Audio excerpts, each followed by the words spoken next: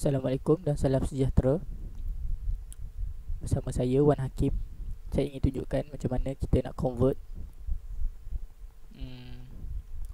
file video, sesuatu video daripada MOV ataupun AVI ke MP4 yang any video boleh.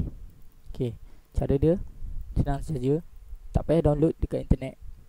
Just dia ada dalam kita punya laptop je. Pergi ke ni,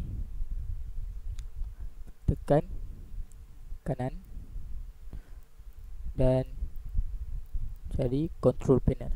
Okey, control panel. Tempat setting. Dan anda cari file explorer option ataupun file option.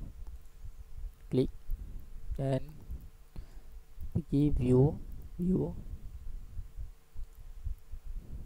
dan anda cari hide extension for non file type. Klik dia, apply, tekan OK, dan kita pergi ke video yang kita nak tukarkan.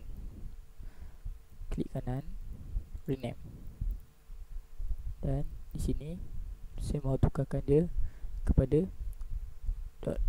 .mov. Enter. Yes.